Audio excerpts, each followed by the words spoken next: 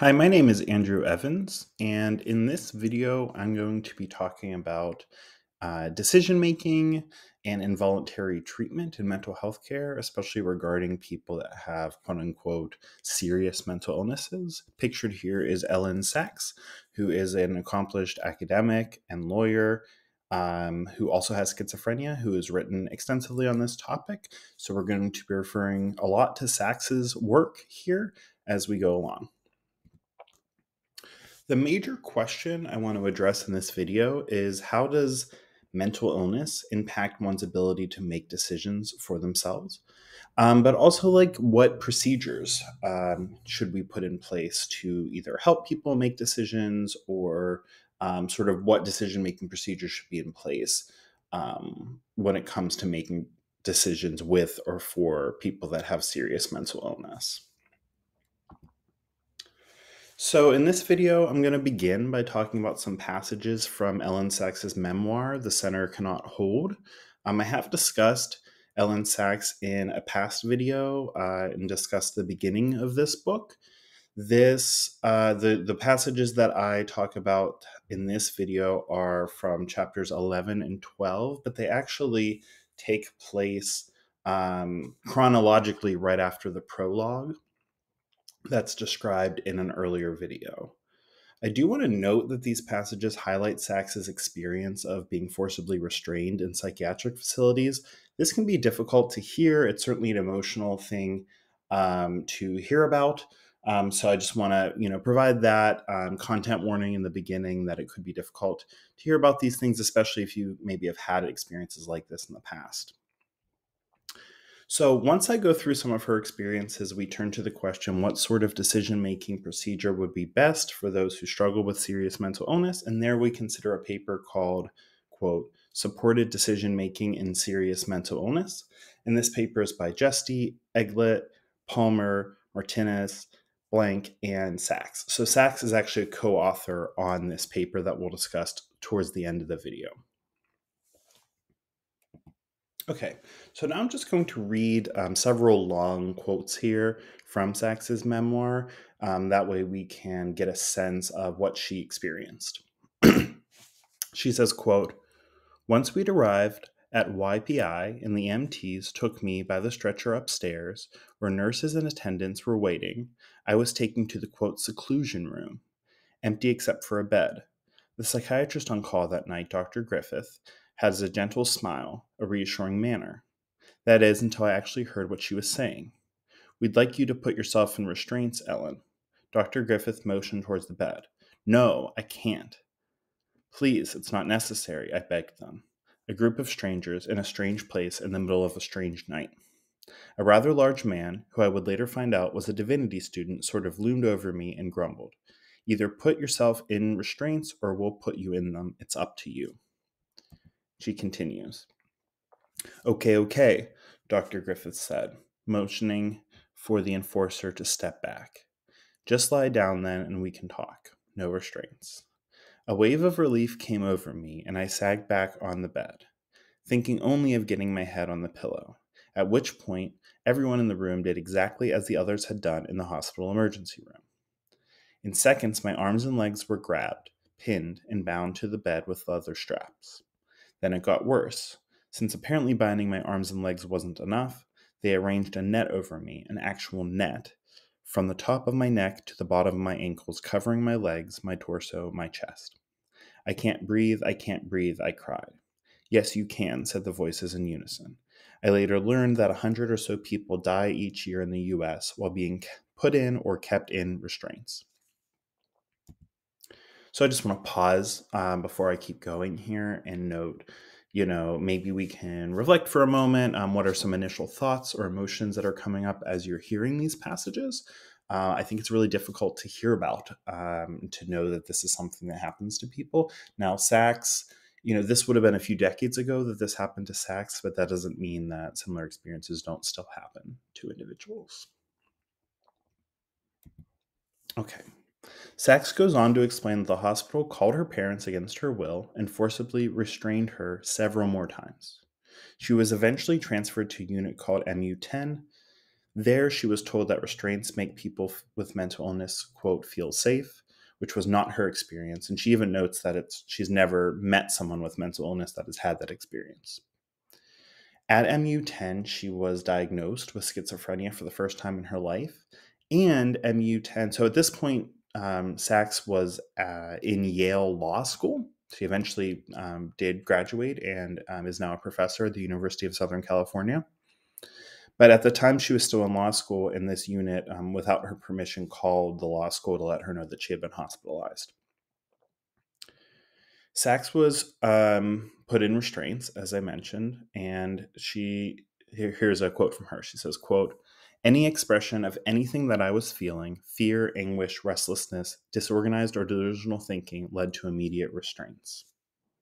Now, I do want to note that a few of the parts that I'm leaving out is at times Sachs did make sort of indirect threats to staff. So there is like some, I guess, uh, maybe excuse we could say that they were using in order to put her in restraints. But she makes clear the whole time that really she was just trying to cooperate and that she was really scared and that she was actively having delusions and she was really just trying to do her best to comply and that all she wanted was to protect herself and that this is sort of what you get when you read these chapters is how internally she was struggling so much and they constantly put her restraints that were painful, that did not help her, and that just exacerbated the delusions that she was having.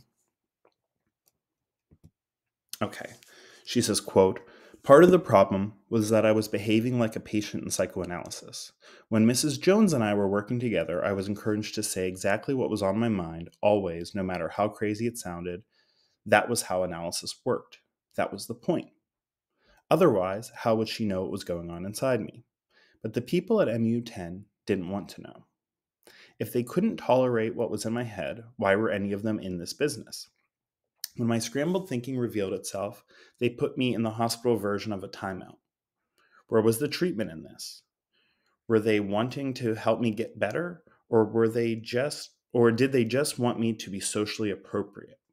Overall, the sole message that they seemed to want me to get was behave yourself." So I think this is a really important passage because she's wondering what is the point of these restraints? What is the point of this quote unquote treatment that she's receiving? And it didn't seem to be to want her to get better. It seemed to want her to be more socially appropriate, to behave, right?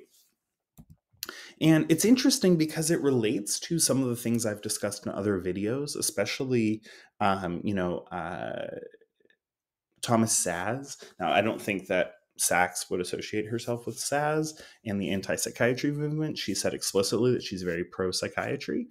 She says that in a TED talk that she gave.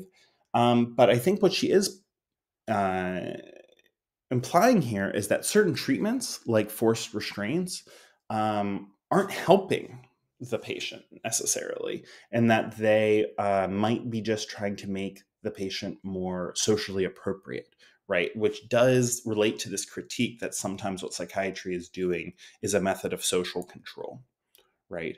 She thinks that what happened to her was more of a method of social control than treatment, than anything that could actually help her. Okay. So now that we have looked at her experiences, I definitely recommend, reading the entire book. If you can get access to it, it's a really interesting memoir. Those are just some passages from chapters 11 and 12. Um, but now that we've kind of gone through that, um, we can shift to this question: what sort of decision-making procedure would be better for people who struggle with serious mental illness? And for this, we're going to look at this paper called, quote, "Supported Decision Making in Serious Mental Illness." And as I mentioned, there's several authors that wrote this paper, and Sachs is one of the co-authors. So she endorses, we would imagine, what is said in this article.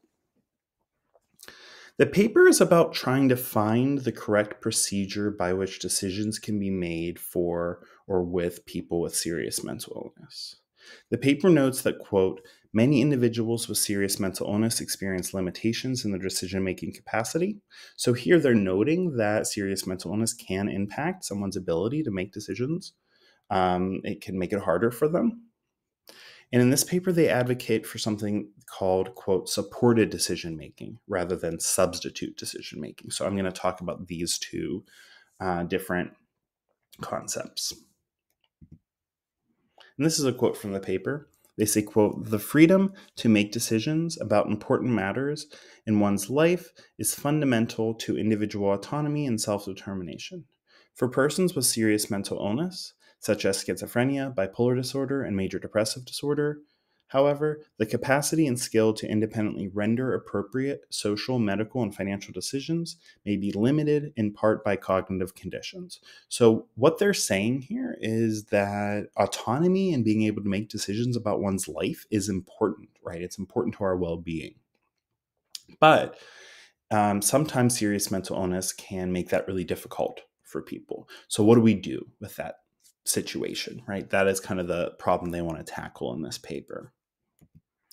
And they say that sort of the default right now is substitute decision making. They note that when someone is deemed to be quote unquote incompetent, their decision making is usually taken away from them and someone else is tasked with making decisions for them.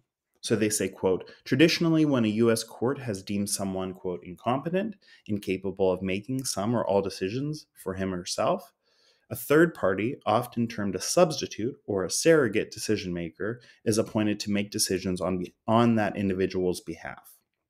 So they're kind of like saying this is the status quo. When someone is deemed to be, quote, incompetent, they someone else is given the power to make decisions for them. That could be a family member, that could be someone from the state. We hear terms like power of attorney, guardianship. This is all related to this. In contrast, they advocate for something called supported decision making. They say, quote, "At the core of supported decision-making is the recognition that individuals with cognitive disability may require a higher level of support to make decisions in their lives, and that they have a right to this support." So it's really interesting that there's two parts to this quote. Not only do they say that, often people with serious mental illness might need the support, but that they have a right to the support. And here they say, quote, "Supported decision-making is said to take place when a person with a cognitive disability remains the ultimate decision maker, but enlists family, friends, and other trusted people to help clarify the problems and the options available, and when needed, to interpret and communicate her or his will and preferences to others." So what's different about supported decision making as compared to substitute decision making is with supported decision making, it still is ultimately up to the person with the condition to make the decision. But supports are put in place to help them because their condition might be making it difficult for them to make a decision. And for to be totally informed.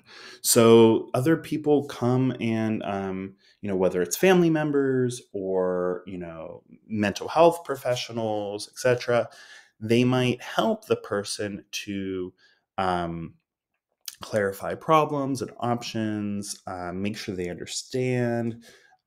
Make sure they understand what their options are and the consequences, etc., etc. But ultimately, it's still the person making the decision, right? Um, Substitute decision making, someone else just has the power to make the decisions, right? So we can apply this to an example. So suppose there are these two friends, and one of them has a serious mental illness. Under the supported decision making model, the first friend would serve, if they got designated as a supporter or a supportive person, they might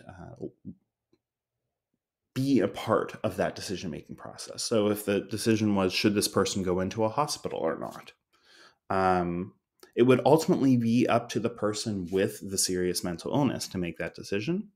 But the supporter would be part of it, right? They might help the person come to a conclusion.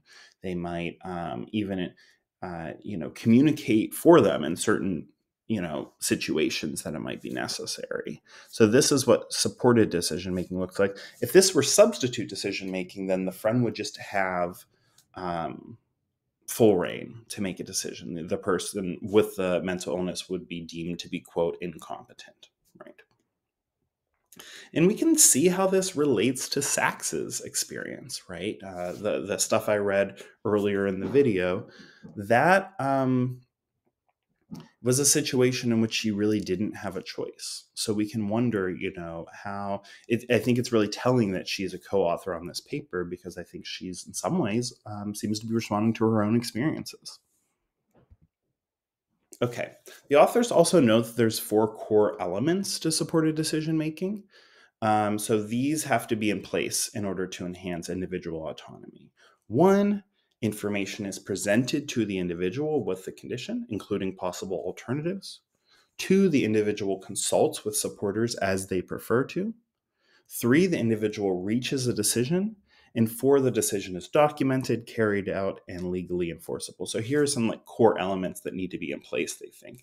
And they actually go into a lot of detail about different considerations in the paper that I'm not going to get into.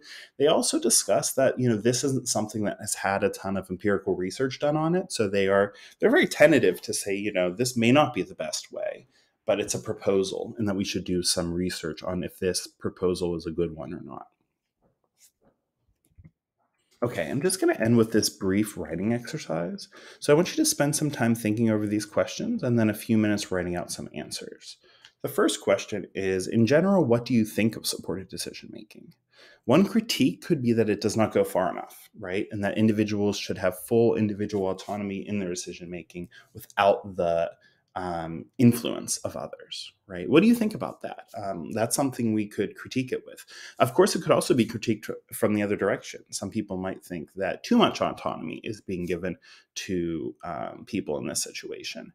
In general, I just want you to think a little bit about what do you think about supported decision making, and if you think it's a decent procedure, if there is any potential downsides, things like that. Also, how do you think Sax's experience would have been different if some of the principles of supported decision making were applied to her treatment? So I want you to sort of think about how supported decision making could have impacted her experiences from what I read earlier in the video. All right, well, that is all I have for this video. I enjoyed talking through some of these ethical topics in mental health care, and thank you for watching.